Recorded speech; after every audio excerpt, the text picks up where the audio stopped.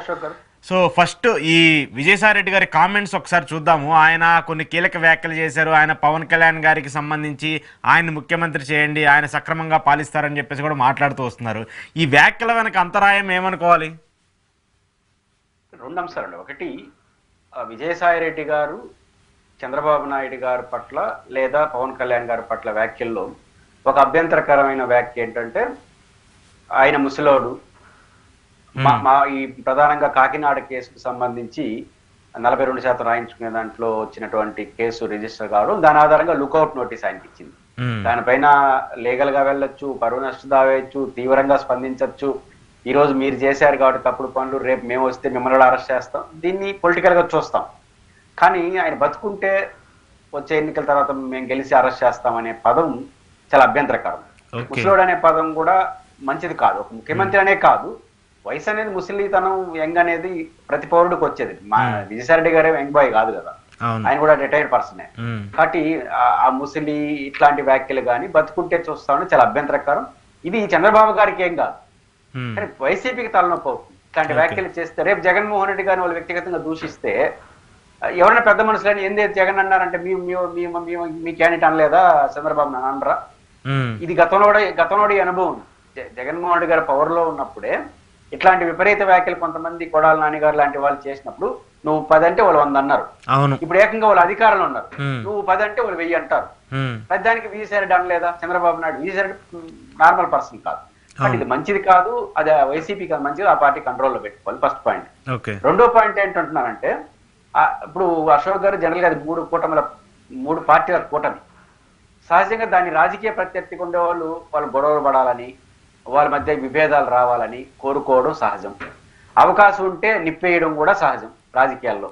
అది రాజకీయంగా ఉన్నంత వరకు అంగీకారం, అది మంచిదే. రాజకీయాల్లో ప్రత్యర్థులు కొట్టుకుంటామంటే కొంచెం పెంచుతారు, ఎవరైనా వాళ్ళ బలహీనతలు టచ్ చేస్తారు. విజయసాయి రెడ్డి గారు కూడా అట్లా టచ్ చేస్తున్నట్టుగా నేను అనుకుంటున్నాను. అంటే ఉదాహరణకు పవన్ కళ్యాణ్ గారు పవర్ఫుల్ లీడరు, యంగ్, ఆయన ముసలోడు ఏదో మాట్లాడారు. ఆయన ముసలాయన అయితే లోకేష్ ఉన్నాడు కదా, అవును కదా, పవన్ కళ్యాణ్ గానే యంగ్ కదా, మరి ఆయన ఎందుకు చేయకూడదు? రెండో అంశం ఏమవుతుందంటే, అయితే ఒకటి ఉంది ఇక్కడ, విజయసాయి రెడ్డి గారిని తప్పు పట్టలేము.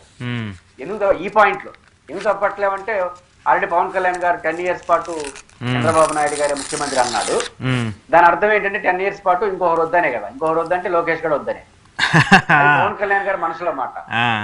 కాబట్టి దాన్ని పెంచి ఈయన ఏం చేస్తున్నాడు, పవన్ కళ్యాణ్ నువ్వు తప్పయా, ఆయన 10 ఏళ్ళ ఉండడం ఏంటి, ఆయన వయసు అయింది, నువ్వైతే బాగా చేస్తావు, పవన్ కళ్యాణ్ బెటర్ అని చెప్పినాడు. అంటే వాళ్ళ ఉన్న తేడాన్ని పెంచే ప్రయత్నం చేయడం.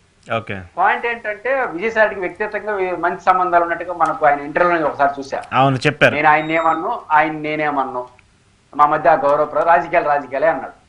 దీనివల్ల ఏమవుతుందంటే, మీరు ప్రస్తావించినట్టు ఏమన్నా జనటన్ టచ్ లో పోతాడా అని ఒక యాంగిల్ వస్తుంది. పాయింట్ ఏంటంటే, పవన్ కళ్యాణ్ కన్నా వయసులో జగన్మోహన్ రెడ్డి గారు పెద్దోడేం కాదు, ముఖ్యమంత్రి అయింది. కాబట్టి ఆయనకన్నా యువకుడు మంచి డైనమిక్ మాజీ ముఖ్యమంత్రి మీ నాయకుడు ఉన్నాడు కదా, మళ్ళీ యువకుడు ఈయనైతే బాగా చేస్తాడంటే జగన్ బాగా చేయడని. అందులో పవన్ కళ్యాణ్ పట్ల కూడా తీవ్ర విమర్శలు వైసీపీ చేస్తా వస్తాం. అది తిరుమల డబ్బుల విషయాలు అంటారు, విషయాల్లో సనాతన ధర్మం పేరుతో అయోధ్య ఇవి బాధ్యత లేకుండా మాట్లాడారు కదా.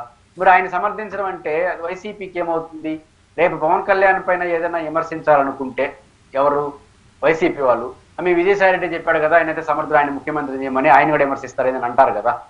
కాబట్టి అది కూడా గుర్తుపెట్టుకోవాలి. పవన్ కళ్యాణ్ ముఖ్యమంత్రి అనే పదం వాడడం, పవన్ కళ్యాణ్ గారు ముఖ్యమంత్రికి అనర్హుడు అని నేను అన్నాను.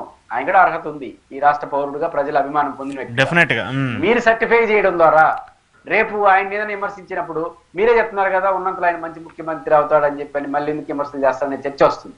కాబట్టి 3 పార్టీల మధ్య తేడాలు ఉంటే దాన్ని పెంచే పని చేయడం తప్పు కాదు. అయితే ఆ పెంచే పని మనకు కూడా చుట్టుకోవు. ఆ పెంచే క్రమంలో మన అస్తిత్వం దెబ్బతినవడు.